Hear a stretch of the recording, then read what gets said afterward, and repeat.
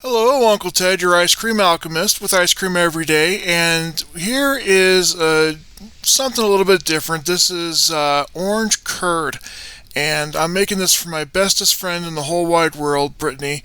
She lives up in Alaska, and she was mentioning that she uses lemon curd and she buys it, and I was like, well, you can make it yourself at home, and you can even make orange curd, which is amazing. And she hadn't really known about that, so I thought, you know what, let me put together a video. I'll show you how to do it at home. It's very simple to make, and you know what, it tastes amazing. Frankly, I think everybody should be eating orange curd. This stuff is just so good. So how easy is it? Well, I'm making a double batch here, but it's 1 stick of butter, 1 cup of sugar, and then we're going to use 5 eggs, 2 of them whole, 3 of them with just the egg yolks, and then we're going to use 4 or 5 oranges.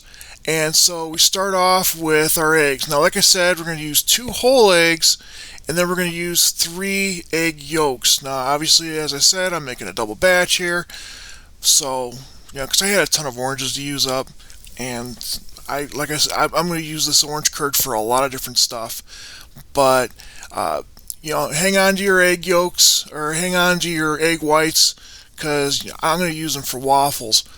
But once I do that, then I go ahead and start grating my oranges. Now, I am so happy that I bought a microplane. This makes it so much easier.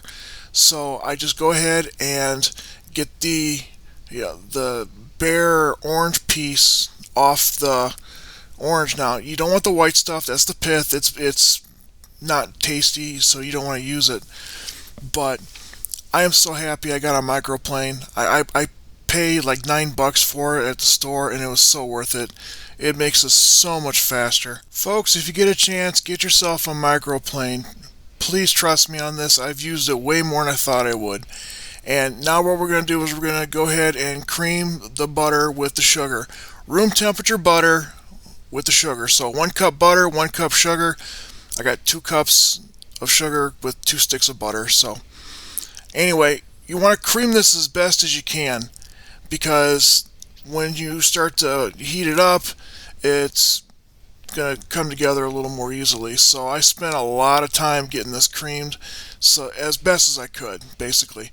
And then we go ahead and start putting it together. We beat our eggs and the yolks, then we go ahead and add the juice and the rind from the oranges, because I juiced them. I didn't show that, but it was nasty and messy, and I get the juice out of all the oranges and put that along with the zest of the oranges, and so then just add that, whip it up, and then we add our butter, and we make sure to blend that very well.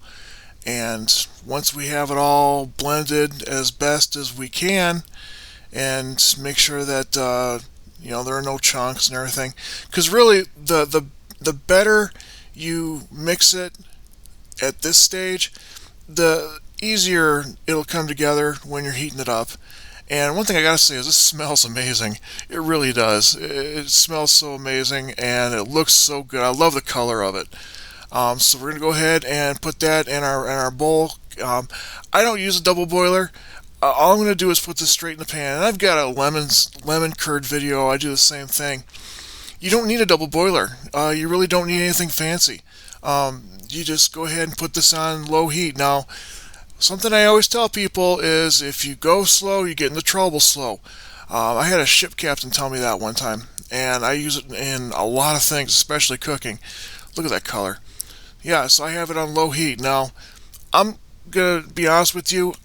I had this on low heat for a good 25 minutes.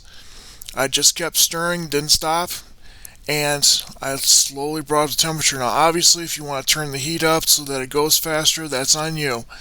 You don't want to overcook this stuff, obviously, because then it turns really hard. But all I did was I had this on low to low medium heat, and I slowly brought it up and just kept stirring. When it goes through the phases, it'll look a little funny. It'll look like cottage cheese at some point because the butter isn't fully incorporated. But don't worry about that. Just keep stirring, and then eventually it'll all come together. You know it's done when you can draw a finger through it and it doesn't run. And honestly, it tastes so good. All you gotta do then is put it in the refrigerator to chill. Make sure you have a piece of plastic touching it so it doesn't form a skin.